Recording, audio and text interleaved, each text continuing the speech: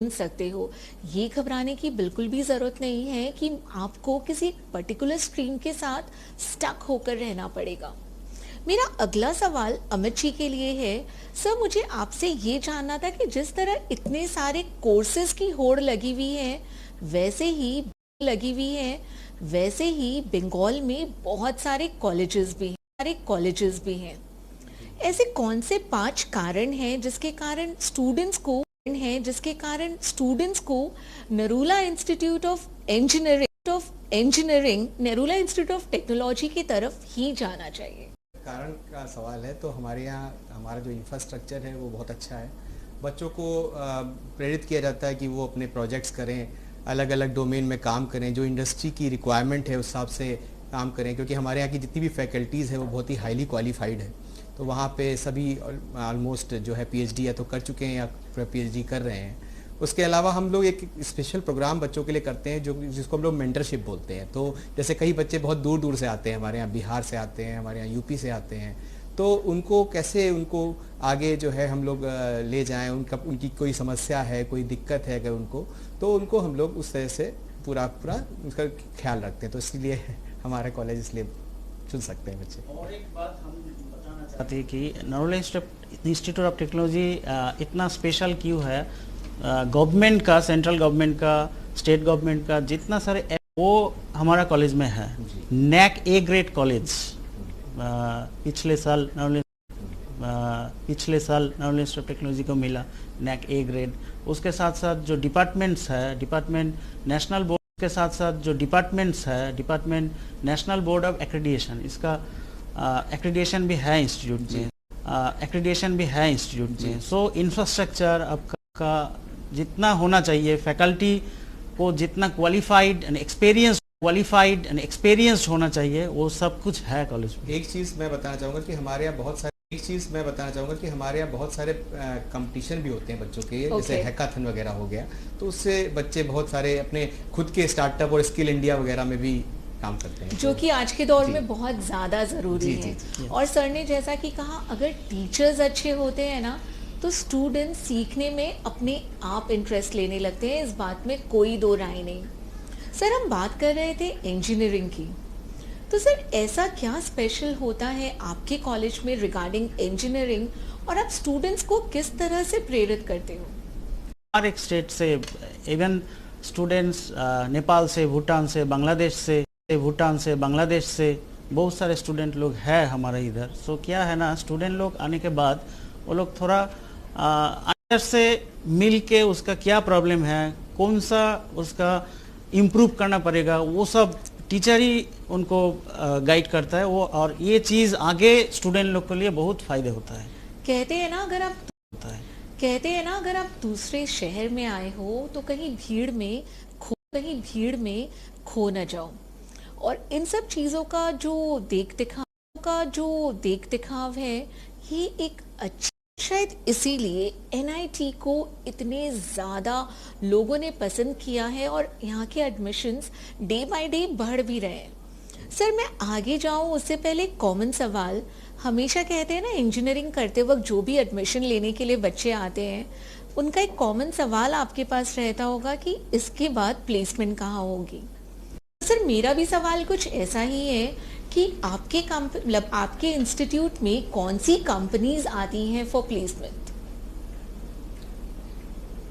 देखिए, हमारे यहाँ अभी लास्ट ईयर ही अगर देखें तो 160 से ज़्यादा कंपनियां हमारे पास आई हैं। 160? जी 160 से ज़्यादा कंपनियां हमारे आई हैं। उसके अलावा मेन चीज़ ये होती है, जैसे कुछ छात्र अगर रह भी जाते हैं प्लेसमेंट के लिए, तो उनको हम अगले साल भी मौका देते हैं। तो जैसे हमारे पिछले 3 साल के जितने भी पिछले बच्चे हैं जिनका प्लेसमेंट नहीं भी हो पाया था, उनका भी प्लेसमेंट हम लोगों ने कवर करा दिया है। और इसके अलावा सारे डोमेन की कंपनियाँ हमारे यहाँ आती हैं, सॉफ्टवेयर डोमेन की कंपनियाँ आती हैं, हार्डवेयर डोमेन की कंपनियाँ आती हैं, तो लगभग सभी क्षेत्रों की कंपनियाँ हमारे यहाँ आती हैं। जी, मतलब कोई भी छात्र बचता नहीं है? जी ऑलमोस्ट हम लोग यही चाहते हैं। अच्छा, इसके अलावा हमारे यहाँ एक छात्र के पास कई सारे ऑफर होते हैं, तो मल्टीपल ऑफर्स वाली भी हमारे यहाँ काफ़ी सारे बच्चे हैं, मोर देन 100 बच्चे हमारे ऐसे जो मल्टीपल ऑफर्स पाए। So one student many jobs, एक ये बहुत बड़ा कारण है कि इस कॉलेज में आपको एक बार ट्राई ज़रूर करना चाहिए। प्लस जैसा कि सर ने बताया, यहाँ के मेंटोर से बेटर तो कोई हो ही नहीं सकता, because they make sure you are never lost. Sir अगर मैं आगे बात करूं जो मतलब एक और जो सबसे ज़रूरी मुद्दा है वो है eligibility criteria, which is very important. मतलब आपके कॉलेज में जो बच्चे अप्लाई करना चाहते हैं उनकी एलिजिबिलिटी क्या होनी चाहिए? एलिजिबिलिटी क्राइटेरिया बीटेक के लिए अलग होता है, डिप्लोमा के लिए अलग होता है और एमटेक के लिए अलग होता है। बीटेक के लिए एक स्टूडेंट को 10+2 होना चाहिए, पास होना चाहिए, और 10+2 में आपको 45% मार्क्स रहना चाहिए। उसके साथ साथ फिजिक्स केमिस्ट्री मैथमेटिक्स रहना चाहिए। और इंजीनियरिंग पढ़ने के लिए आपका physics and mathematics is mandatory. Okay, उसके साथ आपका केमिस्ट्री हो सकता है, बायोलॉजी हो सकता है और कंप्यूटर साइंस हो सकता है। तो ये अगर उनको रहता है तो उनको उसके बाद जाना पड़ेगा आपको जॉइंट एंट्रेंस के लिए। जॉइंट में अगर रैंक मिलेगा तो जो प्रोसीड्यूर है आपका एडमिशन का, सो this is the basic eligibility criteria. उसके बाद जेई मेंस है, जेई मेंस थ्रू भी आ सकता है, WBJE थ्रू आ सकता है। और डिप्लोमा के लिए क्या है, डिप्लोमा के लिए हर एक स्टूडेंट को हमको 10 पास होना चाहिए और 10 में मिनिमम पास होना चाहिए और 10 में मिनिमम 35% मार्क्स चाहिए। तो 10 में अगर 35% मार्क्स है, जेक्सपो बोल के एक एग्ज़ाम होता है गवर्नमेंट का, स्टेट गवर्नमेंट का, सो थ्रू जेक्सपो एलिजिबल हो जाता है। और एमटेक के लिए आपका गेट जो सेंट्रली होता है, गेट उसके साथ साथ पीजीईटी बोल के एक एग्ज़ाम होता है, वो मैकटी बोल के एक एग्ज़ाम होता है, वो मैकआउट मौलाना अबुल कलाम आज़ाद जो हम लोग का इंजीनियरिंग यूनिवर्सिटी है वेस्ट बंगाल में, तो उनके थ्रू पीजीईटी एक एग्ज़ाम है। तो कोई एक स्टूडेंट बीटेक के बाद पीजीईटी थ्रू अगर वो एलिजिबल हो जाता है, उनको अगर रैंक मिल जाता है तो एडमिशन ले सकता है। सो आपकी एलिजिबिलिटी क्राइटेरिया भी ज़्यादा नहीं है और एडमिशन प्रोसेस भी सिंपल है। अभी भी अगर कंफ्यूज्ड है तो एक बार इंस्टीट्यूट को विजिट ज़रूर करें। एक चीज़ मैं इसमें ऐड करना चाहूँगा कि जो बच्चे इन क्राइटेरिया में नहीं भी आते हैं वो डायरेक्टली आकर के कॉलेज में बात कर सकते हैं, एडमिशन सेल से उनको जानकारी मिल जाएगी। ये तो एकदम सोने पे सुहागा वाली बात हो गई। अभी ऐसे बहुत सारी बातें हैं जो आपको जाननी है। बने रहिए हमारे साथ। ब्रेक में जाने के पहले हम बात कर रहे थे एलिजिबिलिटी की। सर एलिजिबिलिटी का डाउट्स तो आपने क्लियर कर दिया, बट अब एक बहुत कॉमन सा सवाल कि how diploma in engineering gives the student a head start in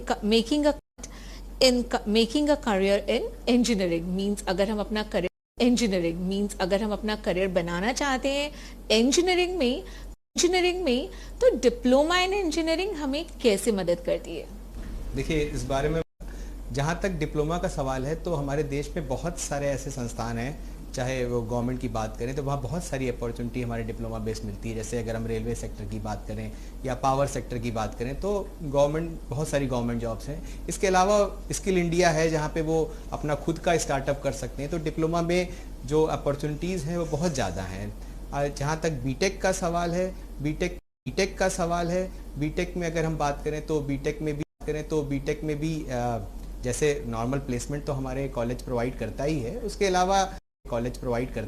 उसके अलावा भी जैसे एंटरप्रेन्योरशिप पे हम लोग, इनोवेशन पे, रिसर्च पे, कुछ बच्चे ऐसे होते हैं जो प्लेसमेंट नहीं लेना चाहते हैं, वो आगे पढ़ाई करना चाहते हैं, तो आगे वो बाहर जा सकते हैं या फिर इंडिया में रह कर के भी पढ़ाई कर सकते हैं और डिफरेंट अलग अलग डोमेन में काम कर सकते हैं। ये तो सर आपने बहुत सही कहा, बिकॉज अगर करियर ऑप्शन डिफरेंट तरह के ना हो, बिकॉज काफ़ी बार ऐसा होता ही है कि लोग प्रोफेशनल कोर्सेज लेने के बाद एंटरप्रेन्योरशिप करना चाहते हैं। करना चाहते हैं, एंड जिस तरह से आप लोग उन्हें बढ़ावा दे रहे हैं, आई एम श्योर वो बढ़ावा दे रहे हैं, आई एम श्योर वो लोग एक सही दिशा की तरफ जरूर जाएंगे। ऐसा ही है।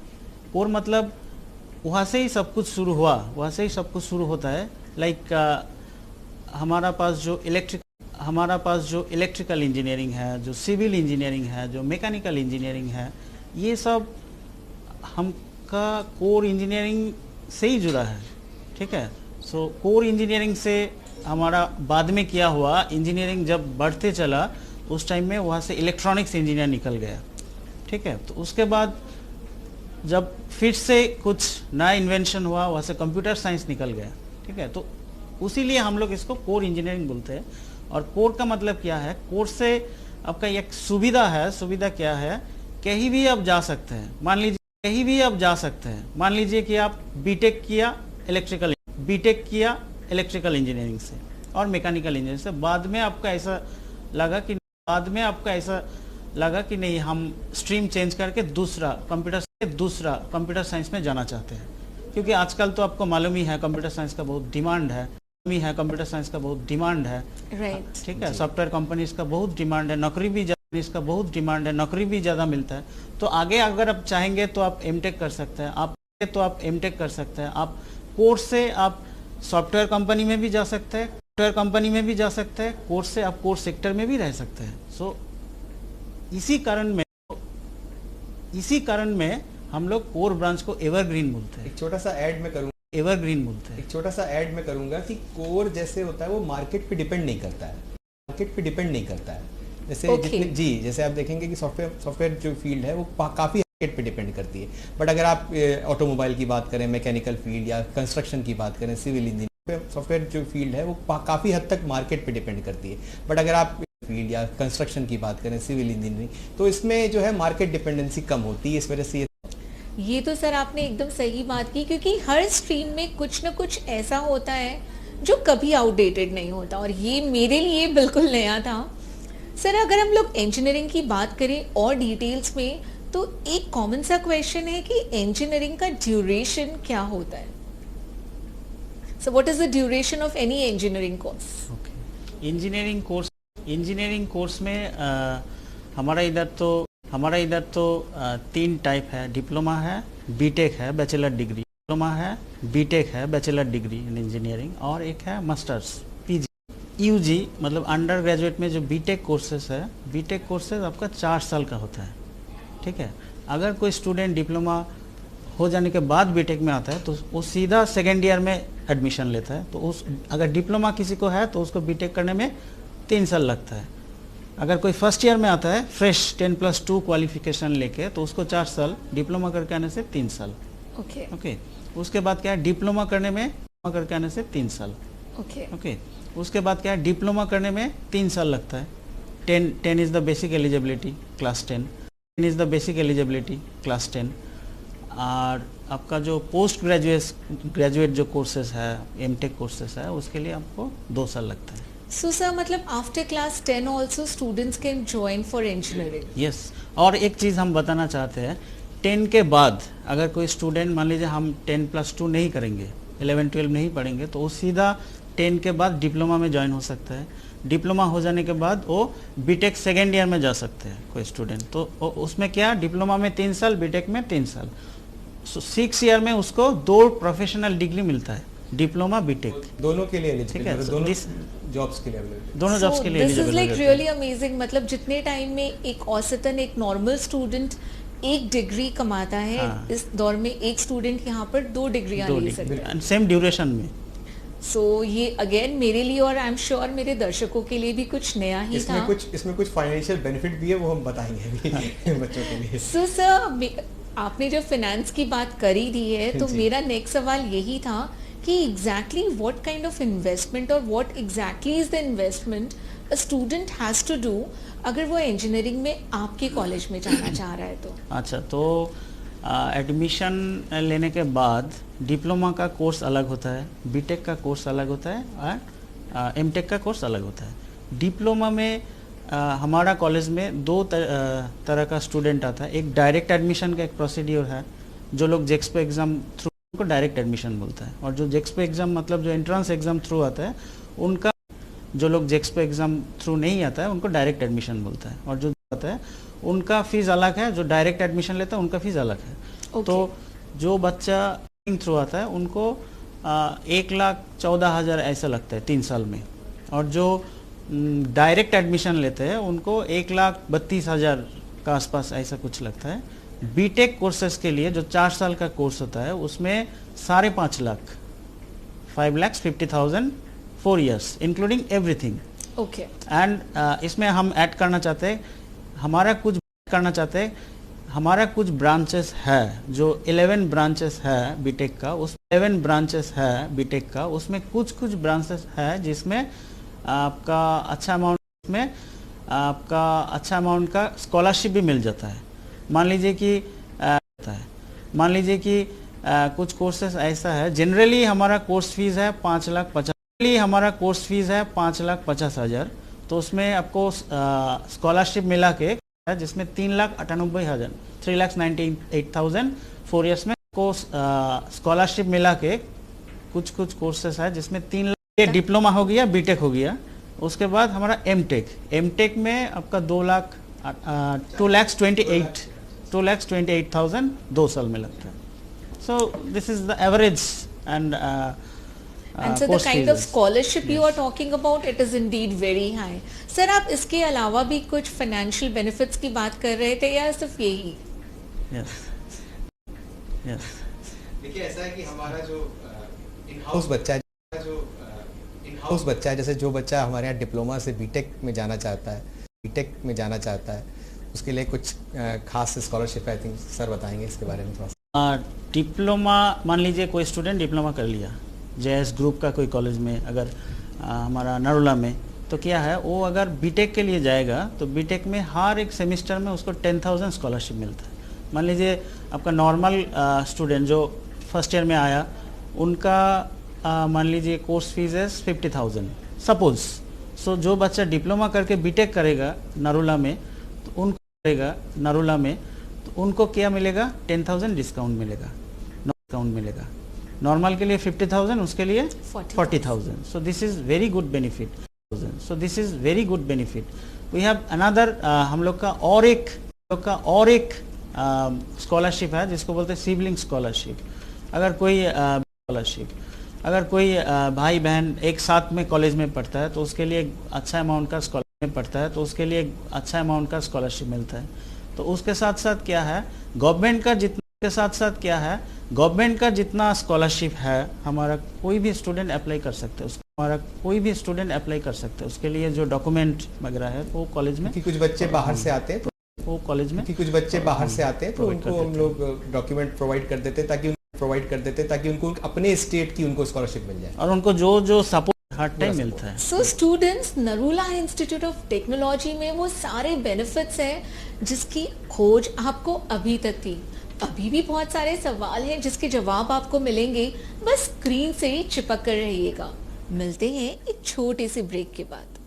ब्रेक में जाने के पहले हम बात कर रहे थे फाइनेंशियल बेनिफिट्स, स्कॉलरशिप और भी न जाने क्या क्या।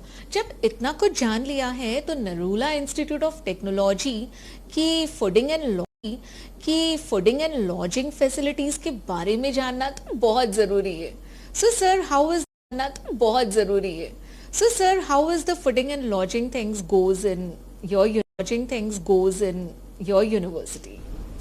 देखिए, जहाँ तक फूडिंग लॉजिंग की बात है, हमारे यहाँ गर्ल्स हॉस्टल है जो कि कैंपस के अंदर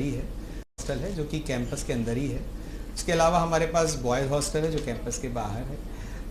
जहाँ तक बेसिक सुविधा की बात है तो सभी सुविधाएं उसमें उपलब्ध हैं। मतलब आपका रहने का, खाने का सारी सुविधाएं उसके अंदर। सर कुछ ऐड करेंगे इसमें? हाँ, तो फूडिंग लॉजिंग में हम एग्जैक्ट अमाउंट बोल देते हैं। मुझे लगता है ये स्टूडेंट बहुत जरूरी है। हाँ, तो रहने और खाने दोनों के लिए हर महीने में 6,000 लगता है। तो वो उसका प्रोसीड्योर क्या है, 6 मंथ का तो उसका प्रोसीड्योर क्या है, 6 मंथ का एडवांस पेमेंट करना पड़ता है.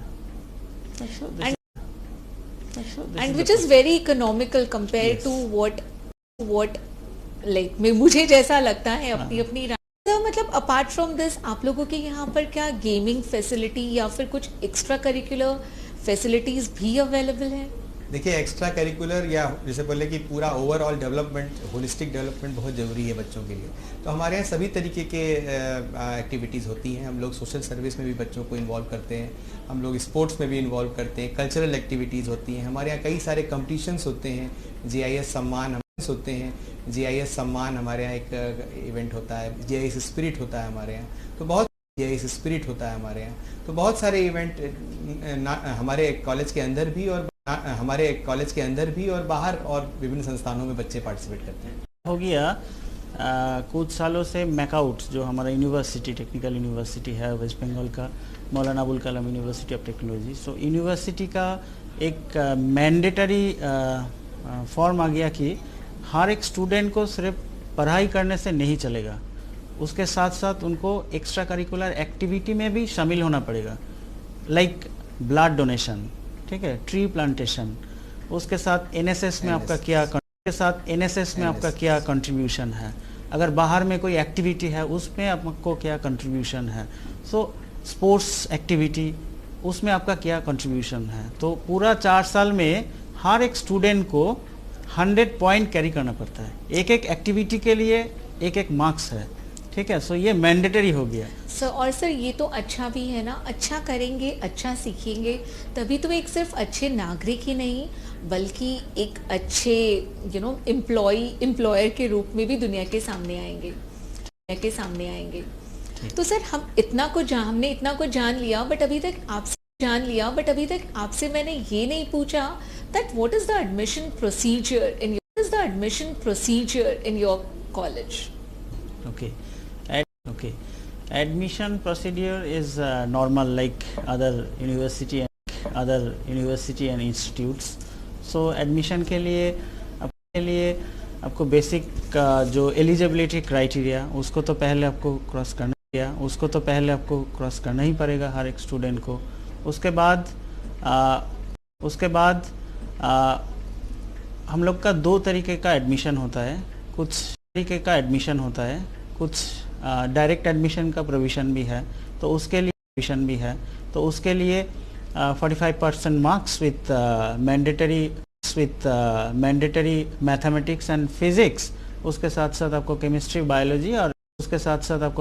बायोलॉजी और कंप्यूटर में आपको 45% मार्क्स चाहिए कोई एक सब्जेक्ट में. तो अगर ये में आके बात कर सकते हैं. हमारा जो वेबसाइट है www.nit.ac.in, उसमें कॉलेज का जो एडमिशन सेल, इंक्वायरी सेल का जो नंबर है वो मिलेगा. आप चाहे तो कोई स्टूडेंट या उनका गार्जियन डायरेक्ट फ़ोन भी कर सकते हैं, ठीक है. और ये सब छोड़ के ये सब के साथ डायरेक्ट एडमिशन के साथ अगर कोई स्टूडेंट जॉइंट एंट्रेंस बोर्ड में जॉइंट एंट्रेंस एग्ज़ाम दिया तो उनका जो वेबसाइट है जॉइंट एंट्रेंस बोर्ड का, उसमें पूरा रूल्स रेगुलेशन है, कैसा आपका प्रोसीड्योर है. ऑनलाइन प्रोसेस हो गया कुछ सालों से. JEE मेन से भी हमारा कॉलेज में एडमिशन ले सकते हैं. So these are the process for the admission. अगर स्टूडेंट्स ने अगर ध्यान से सुना होगा अभी तक का हमारा प्रोग्राम, तो उन्हें ये समझ में आ गया होगा द प्रोसेस ऑफ एडमिशन, यहाँ का प्लेसमेंट, यहाँ की एक्स्ट्रा करिकुलर एक्टिविटी, यहाँ की एजुकेशन, यहाँ की मेंटोरशिप, यानी कि यहाँ का जो भी कुछ है सब कुछ बहुत डिफरेंट और बहुत पॉजिटिव है, बहुत फेवरेबल है. सर एक छोटा सा सवाल है मेरा आप दोनों से, और बहुत छोटे में जानना चाहूँगी. Electronic and electrical, both of them sound same, but what is the difference? देखिए, इसकी अगर हम बात करें तो ये कन्फ्यूज़न बहुत लोगों को है, आपको ही नहीं कई लोगों को है. तो जैसे हम बताएं अगर, तो इलेक्ट्रिकल एक पेरेंट है एक, एंड अगर उसकी बात करें तो पिता है, और उसके अंडर में हमारे ये बहुत सारी ब्रांचें आती हैं. Electronics and instrumentation, electronics communication, और कंप्यूटर साइंस भी पहले उसी विभाग का ही हिस्सा था, बट अब इंडिविजुअल हो चुके हैं सारे. तो अगर हम देखें तो जब हम हाई वोल्टेज की, हाई पावर सिस्टम की बात करते हैं तो वो सारे जो है वो कोर इसमें होते हैं, इलेक्ट्रिकल के डोमेन में आते हैं। और जब हम कम वोल्टेज की बात करते हैं, जैसे 5 वोल्ट 12 वोल्ट, जैसे आपके हाथ में अभी मोबाइल भी है, तो ये आपका इलेक्ट्रॉनिक डिवाइस है, तो जो कि कम वोल्ट पे काम करता है। सर आप इलेक्ट्रिकल के बारे में थोड़ा कुछ और बताएं। श्योर बताएं। श्योर एक्चुअली इलेक्ट्रिकल इंजीनियरिंग कहाँ से शुरू होता है? इलेक्ट्रिकल इंजीनियरिंग शुरू होता है पावर प्लांट से, जहाँ से हमारा पावर जनरेशन होता है। तो उसके बाद क्या है, पावर डिस्ट्रीब्यूशन ट्रांसमिशन होता है।